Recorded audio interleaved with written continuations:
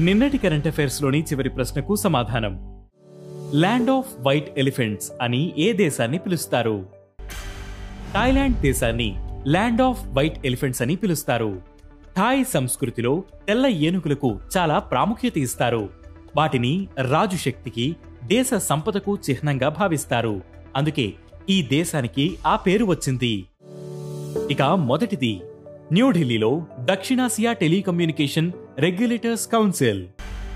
న్యూఢిల్లీలో దక్షిణాసియా telecommunication regulators council కి telecom regulatory authority of India ఆతిథ్యం ఇచ్చింది.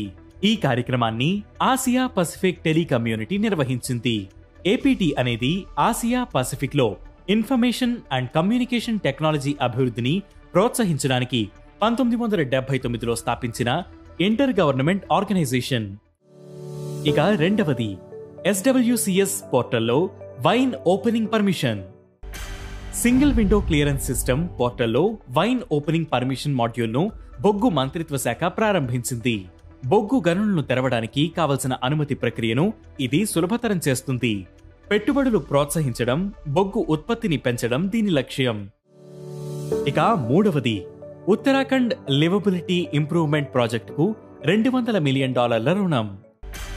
ఉత్తరాఖండ్ లివబిలిటీ ఇంప్రూవ్మెంట్ ప్రాజెక్టుకు ఆసియా డెవలప్మెంట్ బ్యాంక్ $200 మిలియన్ రుణాన్ని ఆమోదించింది.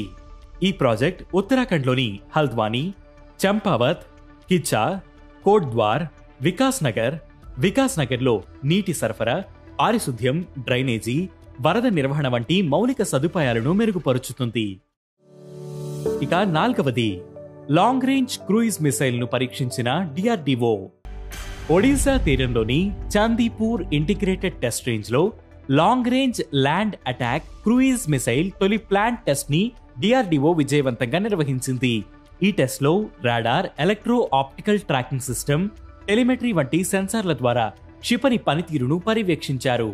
ఇది డిఫెన్స్ అక్విజిషన్ కౌన్సిల్ ఆమోదించిన మిషన్ మోడ్ ప్రాజెక్ట్. ఇక ఐదవది, ఇస్రోతో ఒప్పందం కుదుర్చుకున్న IIT Madras. Fluid and thermal sciences లో పరిశోధనల కోసం సెంటర్ ఆఫ్ ఎక్సలెన్స్ ను స్థాపించేందుకు ఐఐటి మద్రాస్ ఇస్రోతో ఒప్పందం కుదుర్చుకుంది.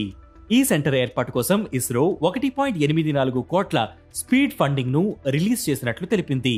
స్పేస్ క్రాఫ్ట్, లాంచ్ వెహికల్స్ కు సంబంధించిన థర్మల్ సమస్యలను పరీక్షించడం దీని లక్ష్యం. ఇక ఈ రోజు కరెంట్ అఫైర్స్ క్వశ్చన్, ప్రపంచ మధుమేహ దినోత్సవం ఎప్పుడు? ఈ ప్రశ్నకు సమాధానం మీరే కామెంట్ చేయండి.